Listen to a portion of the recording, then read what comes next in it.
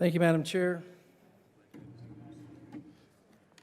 Well, we're getting late in the session here, and we see what happens when we get late in the session. We see things shoved through with haste because we realize we're running out of time to influence what may be going on in our districts. We do things like this little one-page piece of paper. One little thing, and if we ever doubt our power down here, this one little piece of paper is worth $1 billion. $1 billion. That for some reason in this chamber, we've decided to go against what our good governor wants, which is to promote housing, to promote development, to promote a better Colorado. But in this one little piece of paper, we can shut that down in my backyard up north. And it being late in the session also causes us to do silly things like let agendas that come from within our district take over, and people get desperate that they want to stop a project, and so they come up with legislation that'll do that. The content of this isn't that bad, but it's how it came about. This bill came about because members in the local government want to stop a development, stop a developer that has already brought billions of dollars to northern Colorado. I don't know what the beef is. I don't know what the problem is. But what they don't realize is this also affects other developments around the state, in Frederick and Trinidad and Fountain. We've heard about all that. But it's just not good business to let this one little piece of paper stop 1,200 houses, because the message I got in my email, let me find it here, says that, it says here, Senate Bill 273 passes, they will take these units offline and interfere with the future opportunities in other areas of the state at a time when the legislature is trying to encourage these investments.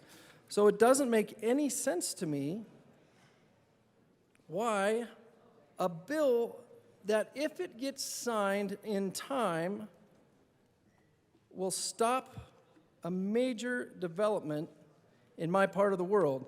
Now, what I mean by that is there's a timeline on this. There's a reason we heard this bill today and not in a week or two, because the meeting for this is coming up in May. Now, I've been told that this is not a whole lot to do with this particular project or this particular beef that happens to be going on in my district, but I don't believe that. But we have an opportunity right here to do the right thing, because there's no reason for this to have a safety clause. There's nobody going to die if this doesn't pass.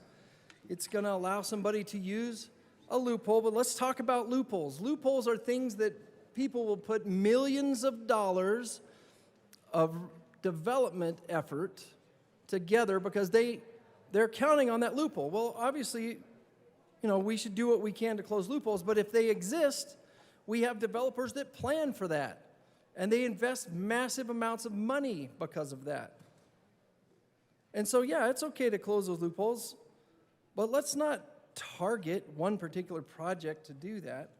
So I would like for this bill to become honest, and for it to be proven that this does not have any desire to affect this one particular project by doing a real simple thing. We do it all the time, and us Republicans are kind of famous for it. I would like to move Amendment L012 and ask that it be displayed.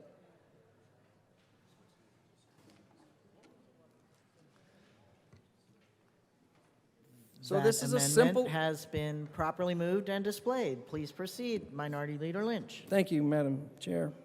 This is real simple.